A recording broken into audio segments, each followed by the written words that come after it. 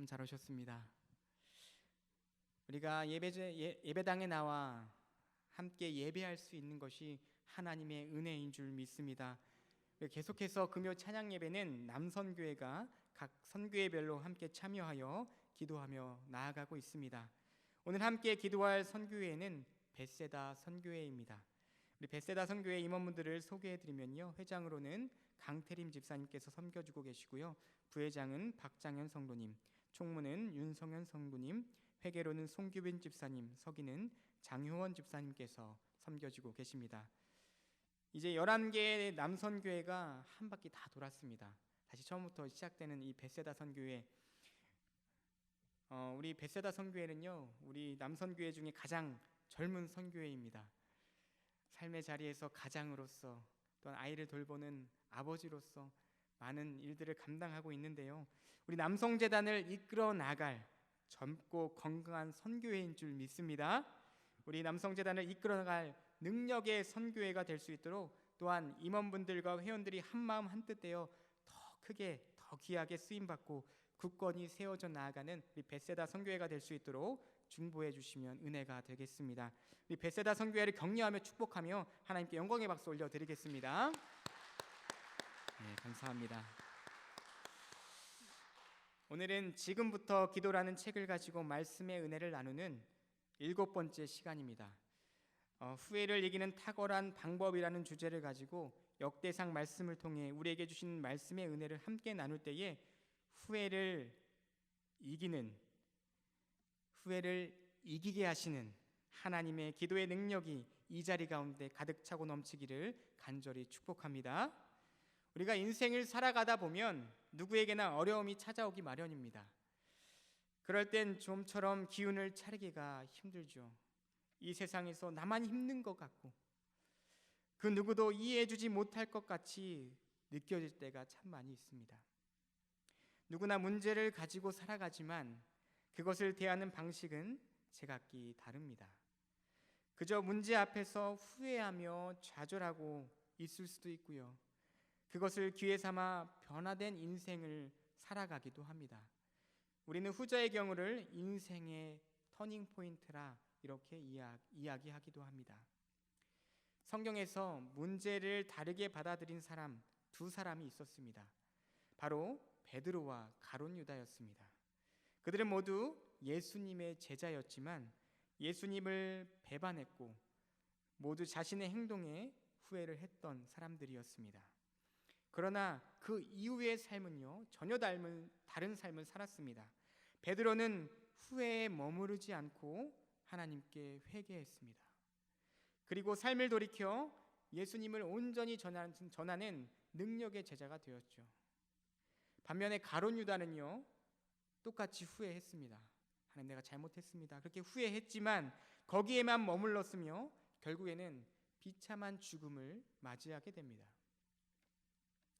세상을 살아가는 우리들에게도 문제는 찾아왔고 또 문제는 찾아올 것입니다.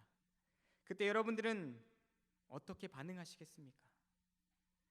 그저 후회하며 가룟 유다처럼 세월을 보내시겠습니까? 아니면 베드로처럼 후회를 넘어 변화된 삶을 살아가시겠습니까? 이것을 선택하는 것은요, 이것을 결정하는 것은요, 그 누구도 결정해 줄 수 없습니다.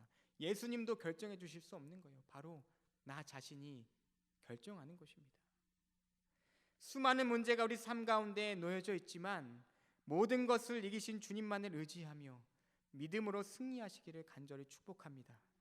후회를 넘어 온전한 회개와 주님께로 돌이킬 수 있는 믿음의 결단이 우리 가운데 있기를 간절히 축원드립니다.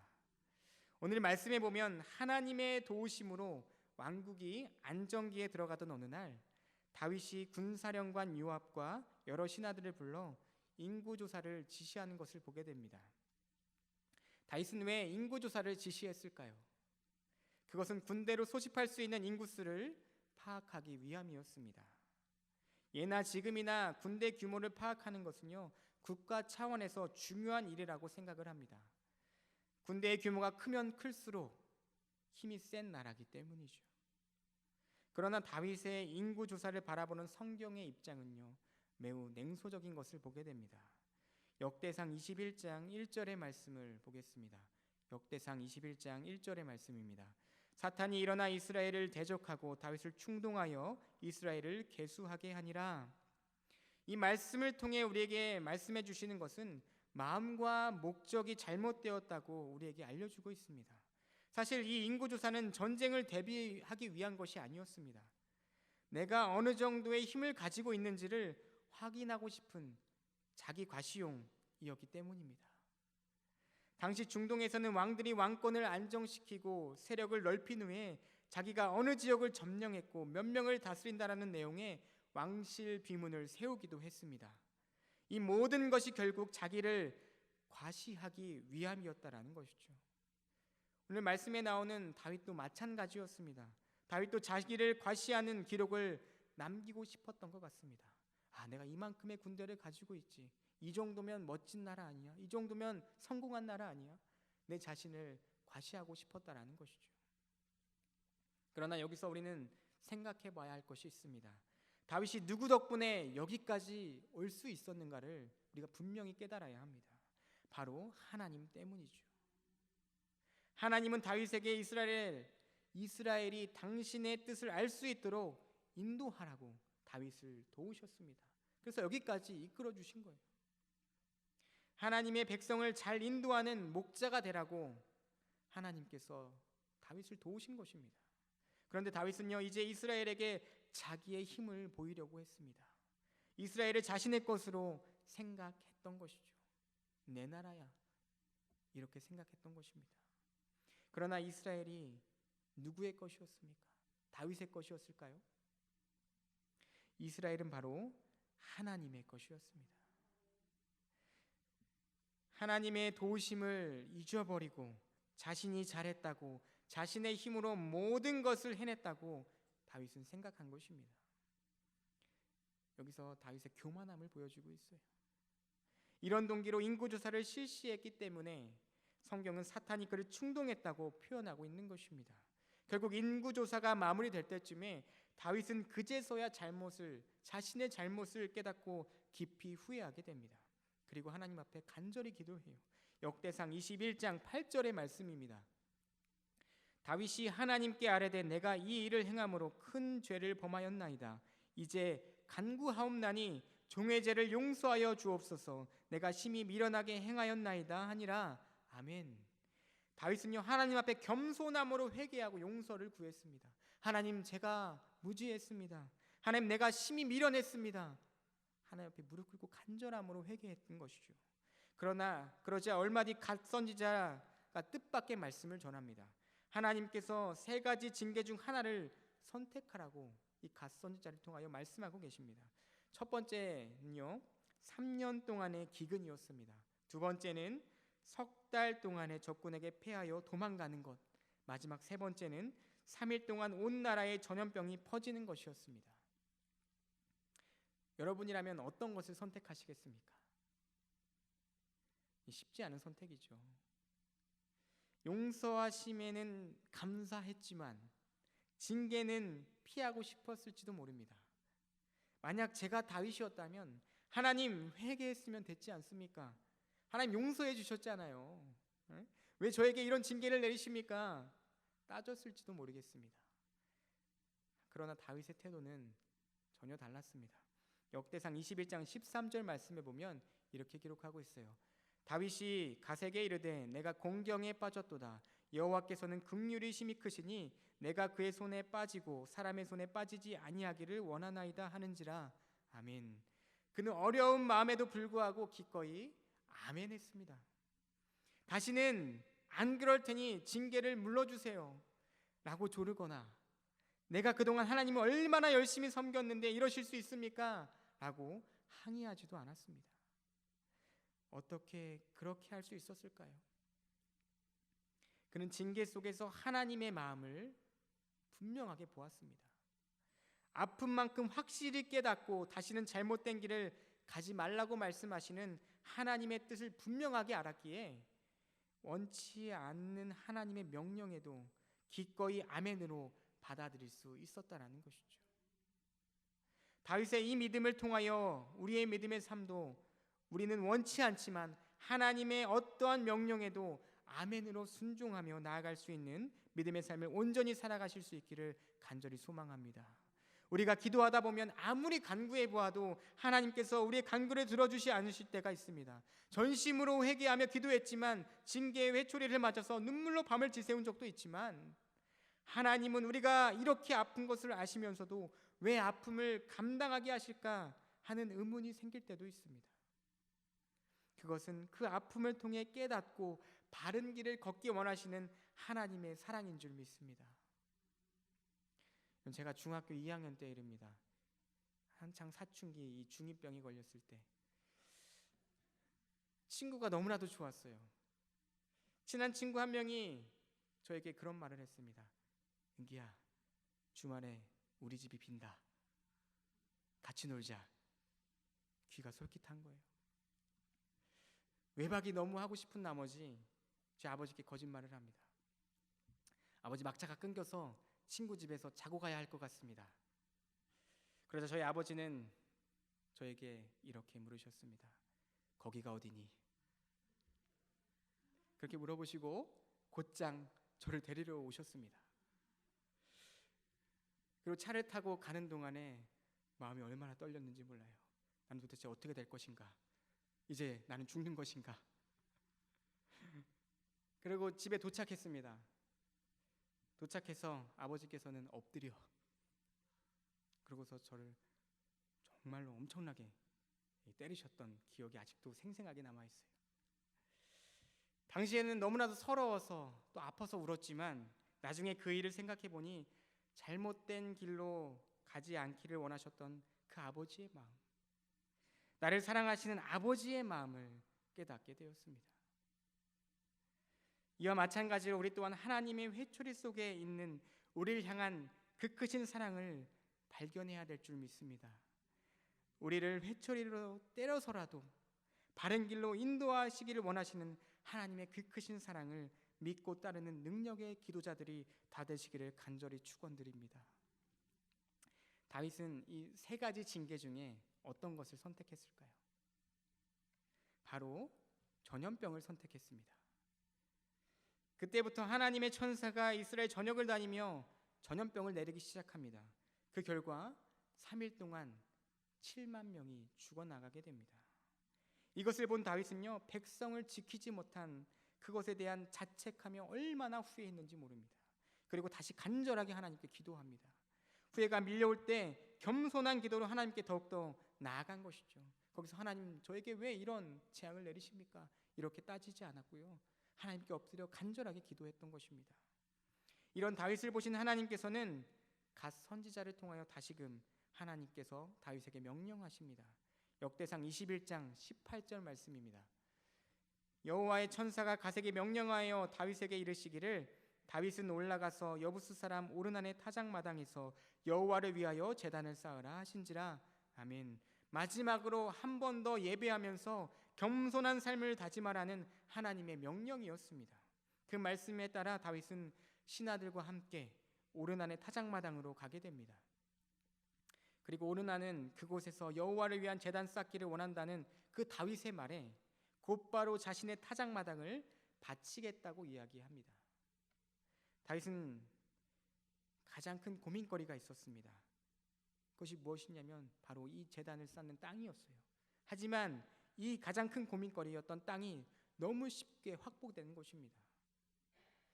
다윗에게 가장 큰 고민이었던 것이 한 번에 해결돼 버린 것이죠. 이제 신하들과 함께 제단을 쌓고 하나님께 제사를 드리기만 하면 됩니다. 근데요, 다윗은 무슨 이유에서인지 고민에 빠지게 됩니다. 그리고 고민은 다윗이 오르난에게 한 말 속에서 드러나게 됩니다. 역대상 21장 24절의 말씀입니다. 다윗 왕이 오르난에게 이르되 그렇지 아니하다. 내가 반드시 상당한 값으로 사리라. 내가 여호와께 드리려고 내 물건을 빼앗지 아니하겠고 값없이는 번제를 드리지도 아니하리라 하니라. 아멘. 다윗은요, 자기가 왕이라는 이유로 그냥 받는 것을 원치 않았습니다. 그 당시 왕이었으면 그냥 받을 수 있었는데도 불구하고 그냥 받지 않았다라는 것이죠. 그리고 정당한 값을 치르겠다고 그렇게 치르는 것이 맞는 거라고 판단하고 금 600세겔을 주고 땅을 구매합니다.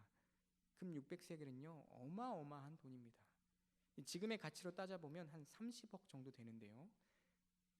엄청나죠. 왕인데 이 정도는 줘야죠, 그죠? 그 돈을 주고 이 땅을 샀다라는 것입니다. 굳이 쓰지 않아도 될 돈을 썼다라는 말입니다. 왜 그랬을까요? 그는요 하나님께 회개하면서 사람에게는 권력을 휘두르고 군림하는 이중적인 삶을 살 수가 없었던 것이었습니다. 주님께 겸손히 기도했다면 삶 가운데에서도 겸손하게 사는 게 맞다라고 생각한 것입니다. 죽게 하듯 사람을 대해야 한다라는 것이죠. 사랑하는 여러분, 후회가 밀려올 때 사람들은 하나님께 회개 기도를 올려드립니다. 그러나 그것이 형식적인 회개로 남지 않으려면 그 기도대로 살아야 하는 것이에요. 다윗은 하나님께 겸손했듯이 사람에게도 겸손했습니다. 왕이었음에도 불구하고 겸손했다라는 거예요. 그랬더니 하나님은 이렇게 응답하셨습니다. 역대상 26장 26절의 말씀, 오늘 본문의 말씀입니다. 다윗이 거기서 여호와를 위하여 제단을 쌓고 번제와 화목제를 드려 여호와께 아뢰었더니 여호와께서 하늘에서부터 번제단 위에 불을 내려 응답하시고 아멘. 다윗이 예배하고 기도할 때 하나님께서는 제단에 불을 내리시고 기쁘게 받으셨습니다. 기도한 대로 살아가는 다윗의 모습을 보시고 기도의 진심을 기쁘게 받으시고 용서하셨다라는 거예요. 다윗은 이때 결심했던 겸손함, 하나님이 주신 용서를 늘 기억하기 위해 오르난의 그 타작마당을 특별하게 구별하기로 합니다. 그래서 예루살렘 성전이 바로 오르난의 타작마당 위에 세워지게 된 것입니다. 사랑하는 여러분, 우리가 때로는 잘못을 저지른 후에 후회가 되면 화려하거나 좋은 선물로 또는 언변으로 상대방을 달래려고 할 때가 참 많이 있습니다. 저도 마찬가지로 그렇게 할 때가 참 많이 있어요. 그러나 사실 상대방의 마음을 달래는 것은요, 화려한 말이 아니라 값비싼 선물이 아니라 이전과는 다른 변화된 모습에서 진심의 마음을 느끼고 마음이 움직여지는 것입니다. 하나님도 동일한 마음이세요. 우리가 입술로 회개하고 하나님, 제가 이제는 하나님의 백성으로 아름답게 살아가겠습니다. 사랑하며 살아가겠습니다. 복음을 전하며 생명을 살리며 도우며 하나님의 복음을 전하는 자로 하나님을 영화롭게 하는 백성으로 살아가겠습니다. 이렇게 진심으로 전심을 다해 고백했다면 그렇게 살아야 하는 거예요. 우리 하나님은 우리가 그렇게 살기를 바라시는 것입니다. 다윗이 그랬던 것처럼, 삶으로 보여줬던 것처럼 하나님은 우리의 고백이 삶으로 실천되는 모습을 원하시는 줄 믿습니다.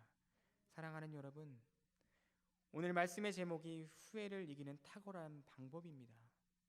그 방법이 무엇인지 오늘 깨닫고 가는 이 기도의 밤이 되시기를 간절히 축복합니다. 누구나 완벽함을 꿈꾸며 살아가지만 완벽한 삶은 없습니다. 빈틈이 없어 보이고 완벽해 보이는 사람도 가까이에서 지켜보면 부족한 점이 드러나게 마련입니다. 그래서 완벽함이란 빈틈이 있으나 그 빈틈을 제대로 보완하는 것입니다. 우리는 분명하게 후회할 수 있습니다. 하지만 후회를 잘 극복하기 위해서는 하나님 앞에 회개하고 삶을 완전히 돌이킬 수 있는 결단이 필요한 줄 믿습니다. 혹시 후회되는 일로 고민하며 기도하고 계시는 분이 계십니까? 그런 분이 계시다면, 그래서 하나님께 겸손하게 회개하셨다면 사람을 대할 때도 겸손하실 수 있기를 바랍니다. 하나님께서 원하시는 진정한 기도는 말뿐인 기도가 아니라 진실된 행함이 있는 기도를 원하시는 줄 믿습니다. 때로는 징계를 통해 바른 길로 인도하시는 그 하나님을 온전히 의지함으로 우리가 징계 가운데 있을지라도 겸손하게 순종하며 그 너머에 있는 주님의 그 크신 사랑을 발견하게 하시고 그 사랑에 대한 감사의 고백을 담아 기도하시는 여러분 되시기를 간절히 축복합니다. 더 나아가서요, 우리의 기도와 삶이 일치되는 언행일치의 삶, 그 귀한 열매를 위해 살아가시는 복된 은혜의 삶을 살아가시기를 존귀한 예수님의 이름으로 간절히 축원드립니다. 아멘. 함께 기도하시겠습니다. 우리를 늘 지키시고 인도하시는 은혜의 하나님, 오늘도 우리를 예배의 자리, 기도의 자리로 불러주셔서 하나님께 나아갈 수 있도록 인도하여 주시니 참 감사를 드립니다. 주님의 말씀을 통하여 우리의 삶을 늘 돌아보게 하시니 더욱 감사를 드립니다. 하나님, 잘 살아보고 싶어서 우물가의 여인처럼 사람을 찾아다녔습니다. 잘 사는 것처럼 보이고 싶어 다윗처럼 내 힘을 확인하며 과시하며 살아왔습니다. 주님, 살아보니 그것이 하나님 없이는 아무것도 아님을 이제야 깨닫게 됩니다. 먼 길을 돌아서 이제라도 깨닫게 하시니 너무나도 감사를 드립니다. 주님, 이제 진정 주님만 의지하게 하여 주시옵소서.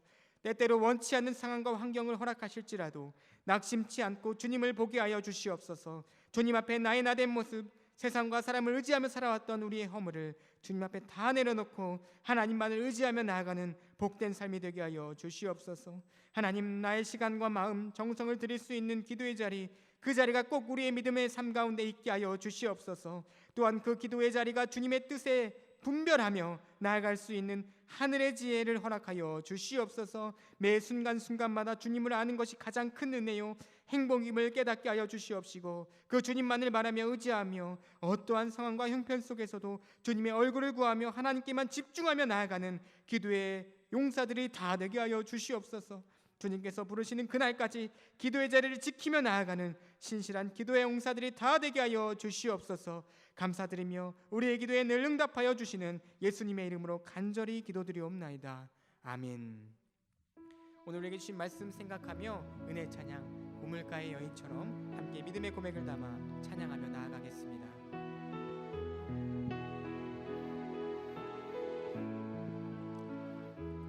우물가의 여인처럼 난 구했네. 헛되고 헛된 것들을 그때 주님 하신 말씀, 내 세매와 생수를 마셔라. 오 주님 채우소서. 나의 잔을 높이 듭니다. 하늘 양식 내게 채워주소서. 넘치도록 채워주소서. 많고 많은 사람들이 찾았었네. 헛되고 헛된 것들을, 헛되고 헛된 것들을 그 안에 감추인 고백, 세상 것과 난 비길 수 없네. 오 주님 채우소서. 나의 잔을 높이 듭니다. 하늘 양식 내게 채워주소서. 넘치도록 채워주소서. 내 친구여, 내 친구여 거기서 돌아오라. 내 주의 넓은 품으로. 우리 주님 너를 반겨 그 넓은 품에 안아주시리. 오 주님 채우소서. 오 주님 채우소서. 나의 잔을 높이 듭니다. 하늘 양식 내게 채워주소서. 넘치도록 우리 믿음으로 고백합니다. 오 주님 채워주시옵소서. 오 오 주님 채우소서. 나의 잔을 높이 듭니다. 하늘 양식 내게 채워주소서. 넘치도록 채워주소서. 아멘. 시간 간절히 기도하며 나아갑니다. 사랑하는 여러분, 어렵고 힘든 상황 속에서도 기도의 자리로 나아가는 복된 믿음의 삶을 계속해서 살아가시기를 바랍니다. 계속해서 기도하도록 부르시는 하나님의 음성을 들을 수 있기를 바랍니다. 세상에 주는 염려는 주님께 다 맡겨드릴 때 우리를 지키시고 끝까지 인도하시는 그 주님만을 바라보며 견디고 버티고 인내하며 끝내 기도로 승리하는 삶을 살아가는 남성재단 믿음의 식구들이 다 되게 하여 주시옵소서. 이제 말씀을 통해 부어주신 은혜, 하나님 이제 진짜로 하나님을 의지하기를 원하옵나이다. 하나님 앞에 겸손했던 것처럼 이웃에게 겸손한 내가 되게 하여 주시옵소서. 하나님 앞에 엎드린 것처럼 삶에서도 엎드리며 나아가는 낮은 자의 모습으로 살아가게 하여 주시옵소서. 하나님, 후회할 때 한탄하거나 낙심하거나 분노하는 삶이 아니라 지금의 후회도 하나님께서 우리를 사랑하셔서 주시는 기회인 줄 알게 하시고 주님의 그 사랑의 마음을 깨달아 주님께로 더 가까이 나아가는 복된 인생이 되게 하여 주시옵소서. 오늘도 우리에게 허락하신 약속의 말씀 기억하며 의지하며 세상이 알지 못하는 기쁨을 누리며 걱정, 근심, 염려 다 주님께 내려놓고 우리의 기도에 응답하시는 좋으신 주님을 향해 부르짖으며 나아가는 은혜의 밤이 되게 하여 주시옵소서. 우리에게 허락하신 중보기도의 사명 감당하며 나아가길 원합니다. 우리 교회와 연결된 선교지와 선교사님, 그들의 가정과 사역, 건강과 평안을 위해 기도해 주시기 바랍니다. 100년을 바라보며 나아가는 남성교회가 영적인 부흥과 복음 증거의 사명을 잘 감당하도록 화평 속에 지속적으로 성장하는 교회 되기를 함께 기도해 주시기 바랍니다. 교회에 속한 소그룹, 교회, 구역, 선교의 모든 사역 부서의 영적 회복을 위해 기도해 주시기 바랍니다. 이 금요 찬양 예배가 성령 충만한 예배, 말씀과 찬양, 기도가 살아있는 예배, 선교회원들을 위해 중보하는 자리가 되도록 함께 기도해 주시기 바랍니다. 특별히 벳세다 선교회 임원단과 회원들, 그리고 각 가정을 축복하며 함께 기도해 주시기 바랍니다. 나라와 민족을 지켜주시고 하루빨리 코로나19의 어려움에서 벗어나도록 함께 마음 모아 기도해 주시기 바랍니다. 온 성도들의 건강과 특별히 환우들의 회복을 위해 기도해 주시기 바랍니다. 5월부터 코로나19 위기 앞에 다음 세대를 세워가는 가정과 교회라는 주제를 가지고 시작될 교회학교 주간 예배를 위해 함께 마음 모아 전심으로 기도해 주시기 바랍니다. 마지막으로 각 가정을 위한 기도의 제목과 각자 가지고 난 모든 기도의 제목을 붙잡고 사랑하는 주님의 이름을 3번 간절히 부르신 후에 함께 기도하며 나아갑니다. 주여, 주여, 주여, 아버지 채우소서.